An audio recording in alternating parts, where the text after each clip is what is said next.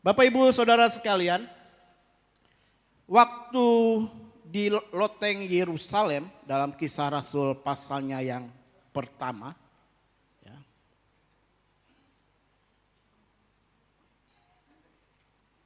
Kisah Para Rasul 1 ayatnya yang ke-14, Kisah Rasul 1 ayat 14.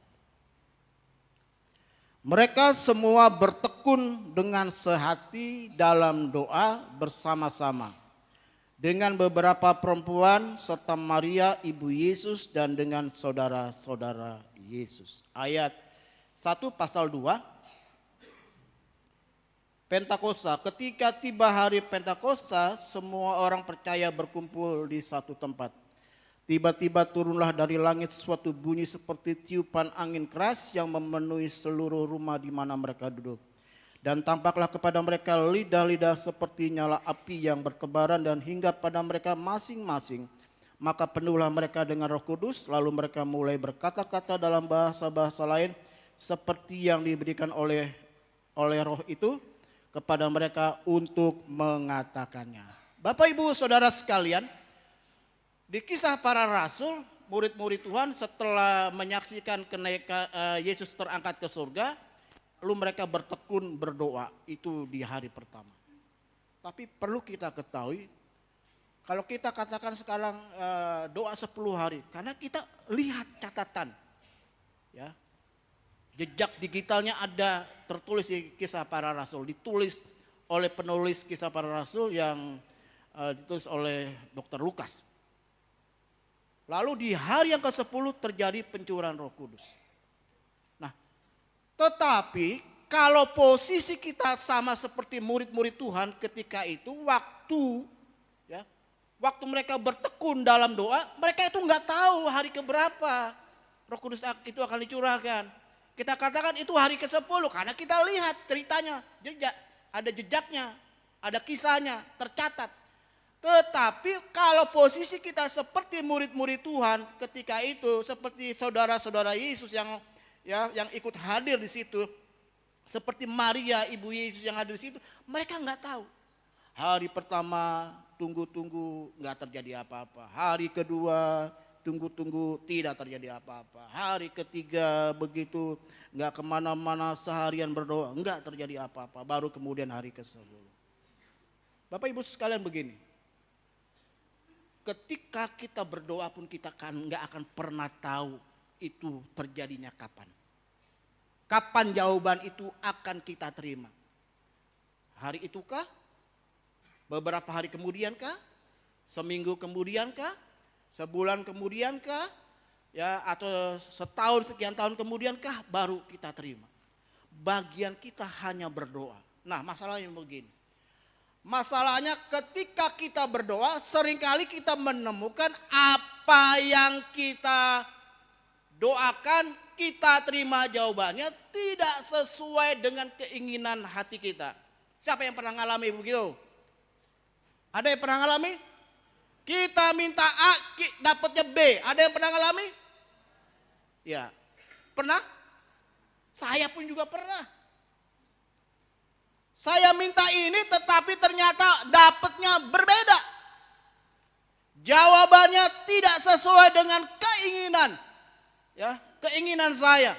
Nah, ketika kita menemukan ada jawaban doa yang kita dapat tidak sesuai, atau mungkin kita bisa katakan ketika kita berdoa kita tidak mendapatkan jawaban apa yang harus kita lakukan.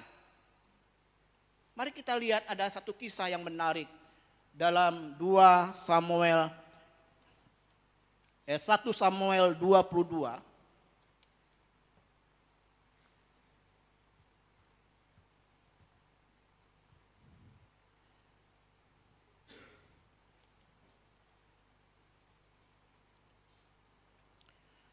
Satu Samuel 22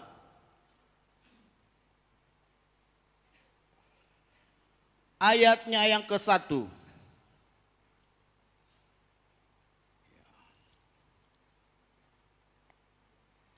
Ini kisah perjalanan pelarian Daud. 1 Samuel 22 ayat yang ke-1 berkata, lalu Daud pergi dari sana dan melarikan diri kemana? Ke Gua Adulam. Perhatikan garis bawahi kata melarikan diri.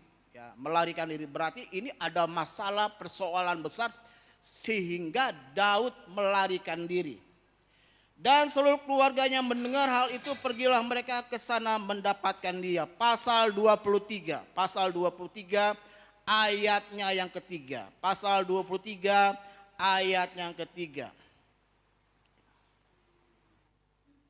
Ini kisah ketika mendengar orang Filistin ya berperang melawan kota Kehila dan menjarah kota itu. Ya.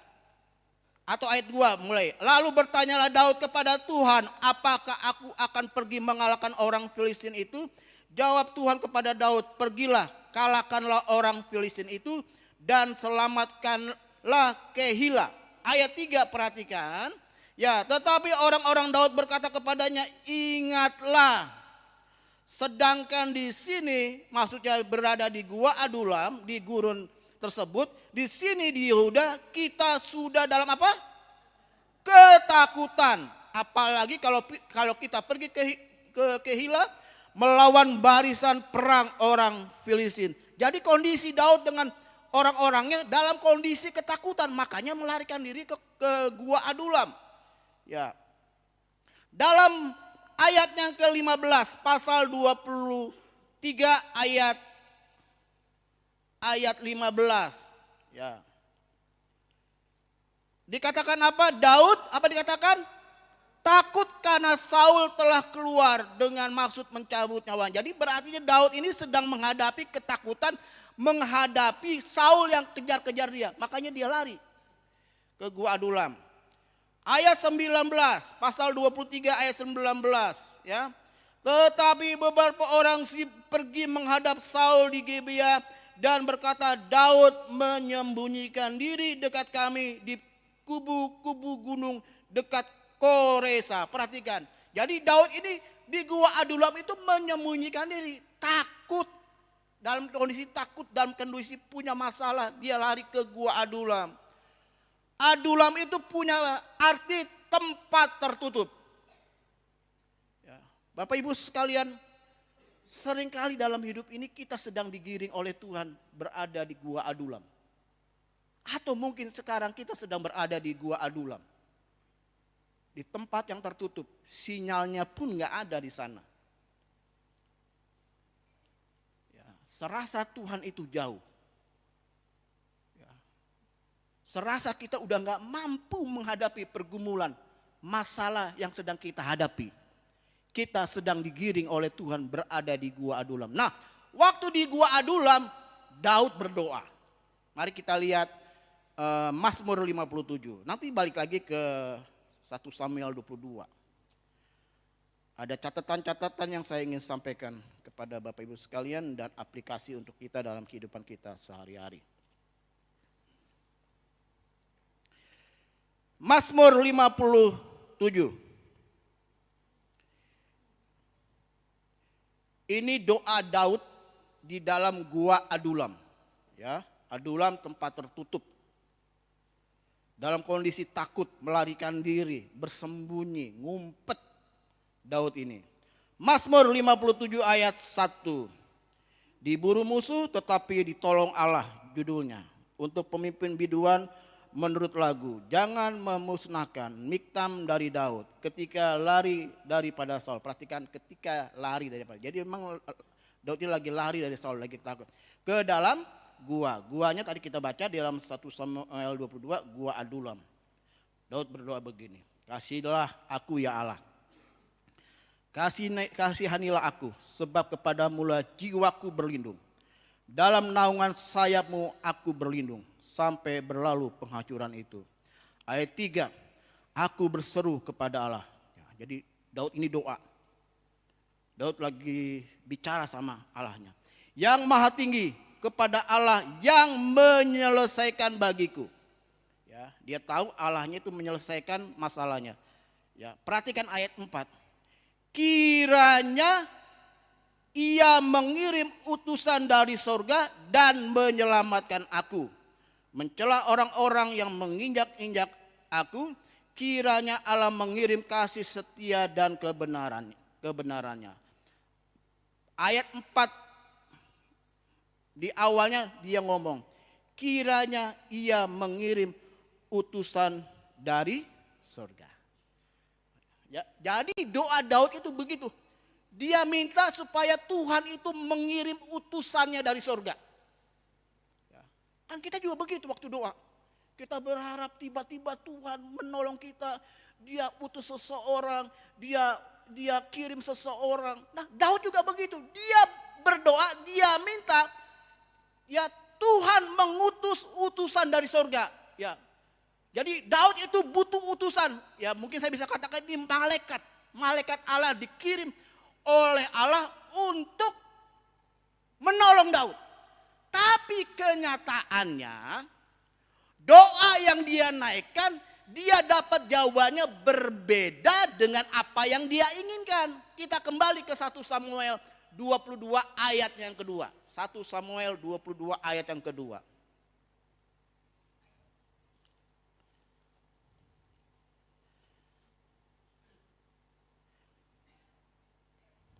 Satu Samuel 22 ayatnya yang kedua. Berhimpunlah juga kepadanya setiap orang yang dalam apa katakan? 1.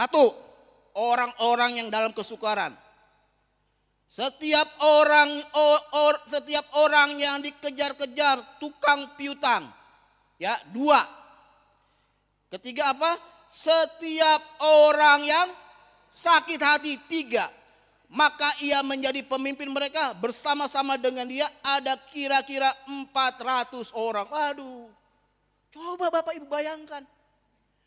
Dia minta sama Tuhan utusan dari sorga. Yang datang apa? Orang yang punya masalah. Orang yang sedang sakit hati.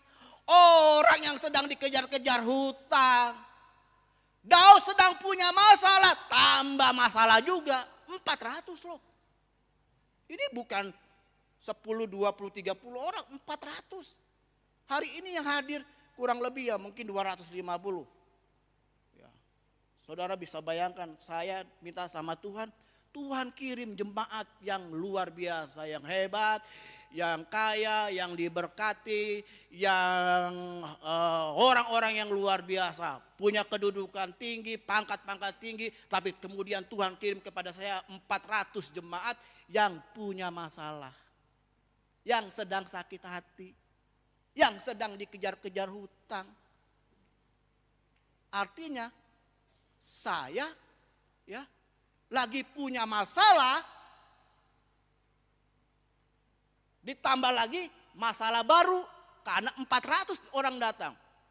Saya yang sedang kebingungan karena saya punya pinjaman, datang orang yang punya utang. Saya yang lagi mengalami sakit hati, tiba-tiba yang datang orang-orang yang sakit hati. Bayangkan saudara, doa Daud itu ya dijawab oleh Tuhan, tapi tidak sesuai dengan apa yang diinginkan oleh Daud, karena Daud kepingin dikirim utusan dari surga, tapi ternyata enggak. Catatan saya yang pertama yang perlu kita catat pada pagi hari ini. Seringkali Tuhan menjawab doa kita terbalik dengan apa yang kita inginkan. Benar? Ya, kita kepingin A, kita dapat B. Bilang sama orang di sebelah kirimu, sebelah kananmu, kadangkala Tuhan jawab doa kita dengan jawaban yang terbalik. Bilang sama orang sebelah kirimu, sebelah kananmu. Ya. Ketop, ngomong sama suamimu. Wah. Jawaban itu terbalik. Yang kedua, catatan yang kedua, akhirnya apa? Akhirnya apa? Daud sibuk ngurusin persoalan 400 orang. Sebenarnya Daud kepingin dia curhat dengan utusan dari sorga. Kepinginnya Daud itu curhat kepada orang lain. Tetapi sekarang Tuhan izinkan ada 400 orang yang curhat kepada Daud. Sebenarnya Daud kepingin menyelesaikan masalahnya. Tapi hari itu dia harus membereskan 400 masalah orang-orang yang bergabung dengan dia. Dia keliling satu persatu. Dia dengar masalahnya. Ya, saudara bisa bayangkan. Ya, catatannya saya yang kedua. Kadangkala ketika kita punya masalah, ya Tuhan izinkan kita untuk sibuk mengurusin masalah orang lain. Sehingga kita lupa dengan masalah kita. Amin. Amin. Bilang sama orang di sebelah kananmu, sebelah kirimu. Kalau engkau punya masalah, bilang sama orang sebelah kananmu, sebelah kirimu. Ya, itu sebenarnya biar kita lupa dengan masalah kita. Amin. Ya. Daud lagi lari ke Gua Adulam dalam kondisi ketakutan, dalam kondisi masalah. Tapi hari itu dia harus jumpa dengan orang-orang yang punya masalah. Sehingga dia jadi sibuk ngurusin masalah orang lain. Saya lagi butuh uang untuk bayar sesuatu. Tapi kemudian hari itu 3 orang datang kepada saya untuk pinjam uang. Jadi saya ngurusin orang yang pinjam uang ketimbang ngurusin kebutuhan saya. Seringkali Tuhan izinkan demikian dalam hidup kita. Amin. Ya. Supaya apa? Supaya kita nggak fokus dengan masalah kita. Ingat, kalau kita punya masalah seperti khotbah saya di akhir bulan April lalu, saya katakan, ya ketika kita punya masalah, sementara ada orang lain punya masalah, Tuhan izinkan supaya kita nggak fokus kepada masalah kita. Kita jadi fokus kepada masalah orang lain. Akhirnya kita nggak baper. Karena kita sadar, ternyata di sekitar kita ini banyak orang yang punya masalah. Ternyata di sekeliling saya yang hadir ini juga punya masalah. Bapak Gembala, hambaku pendeta Eri, lu jangan pikirin masalah lu yang punya masalah bukan hanya lu aja. Lihat tuh Ketop juga punya masalah, lihat itulah Christopher juga punya masalah, lihat itu Pak Segian punya masalah, lihat itu Ibu Delima punya masalah, lihat itu David apalagi masalahnya setumpuk, ya kan? Lihat itu, lihat semua orang punya masalah. Sehingga kita nggak fokus dengan masalah kita. Itu catatan saya yang kedua. Catatan saya yang ketiga. Kalau saudara baca dalam pasal 23-24, Daud menjadi orang yang berubah. Dari orang yang penakut jadi orang yang berani. Kadang-kadang Tuhan izinkan kita berada di Gua Adulam untuk merubah hidup kita. Amin. Di Gua Adulam lah dia ketemu dengan Saul. Justru Saul itu orang yang paling ditakuti oleh Daud. Tapi justru dia harus jumpa dengan Saul. Artinya begini.